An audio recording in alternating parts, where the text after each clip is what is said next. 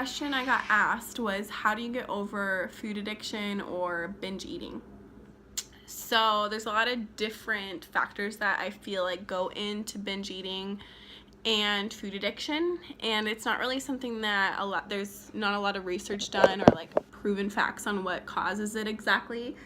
But through my own experiences, I do know that binge eating is often like coupled with depression and high stress. So that's one thing to note. But as far as overcoming it, because we can talk all day about like what are the symptoms of it and how to like cope with it, but as far as like what I've done to overcome it, it is like a one day at a time battle, just like any addiction. And the first thing that I think is really helpful to understand is the first step is to really let yourself off the hook, because there's so many things that people can get addicted to. People can be addicted to shopping, nicotine, caffeine. Food is something that we inherently are like biologically wired to want more of and to constantly be seeking more calories so that we can survive.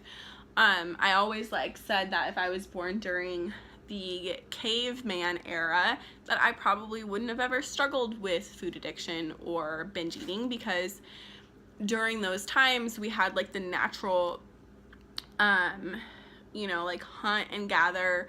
We would like put on weight during the winter, and then we would go through like a famine, or where we'd have to go without food for a little bit. So like the times we like binged on food was like useful. And nowadays, because of our technology and our easy access to food and the food industry and all of the fake products that are constantly being entered into our grocery stores, we don't have that natural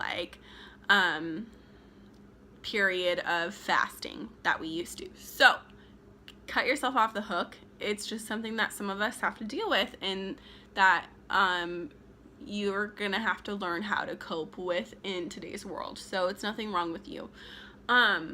So as far as like how it looks like, so say that you've like been binging and you want to stop.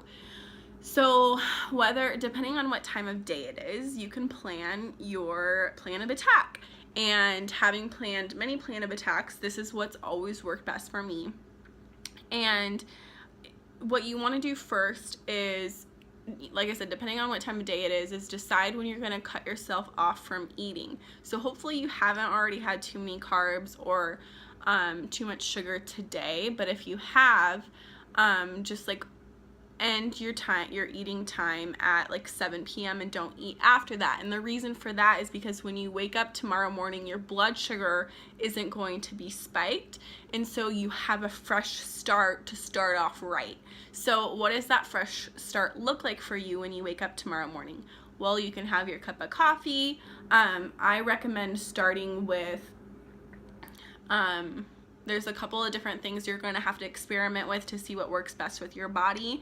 Like for me right now, I'm doing gluten-free oatmeal with egg whites, and then I'll add things like vanilla and cinnamon and sometimes half of a banana, and I'm doing that right now.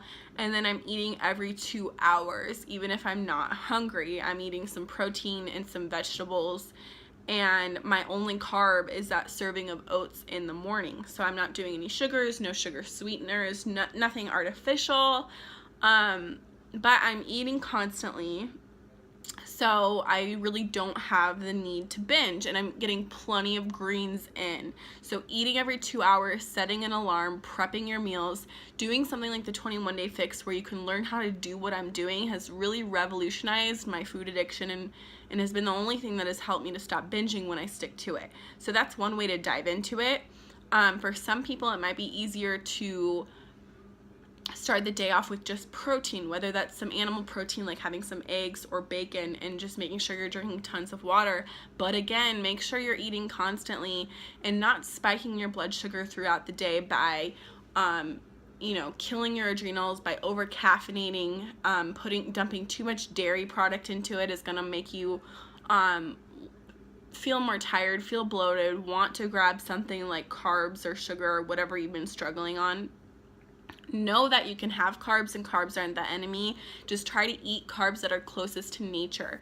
So when I talk about having my oatmeal in the morning, you know, for you that might look like having your sweet potato right before your workout or right after your workout before you go to bed. Just eat as close to nature as you can. It's kind of hard for me to explain because if you have an exact plan like the one I follow, it's super easy and it's really versatile, so you can like mix and match things and figure out a way that works for you. But my key takeaways is make sure you're getting enough sleep. Stress is a huge factor in overeating, so have a game plan, get into action, call your local acupuncturist, start doing acupuncture. Meditate more, pray more, give your food addiction over to God or your higher power at the end of every night. Every day that you have a good day, even a bad day, thank your higher power for what happened with your food, and whether you ate healthy or not, just be really thankful for it. So yeah, that's what I've been doing, and it's been 2 days without any sugar or carbs or binging. My binging's been pretty good the last month or so. There was like a couple of weeks because I was going through some personal stuff where I just totally abused food, and you know what, that happens, and it might be part of your life for your entire life, but you can use tools like these and have a positive support community to really make your comeback time and your turnaround time that much quicker. So that's how I do it. I hope that helps. If I think of anything else or have any resources for you, I'll leave those in the comments below. But thanks for watching, and share this with anyone who you think could benefit from it or you think it would help. All right.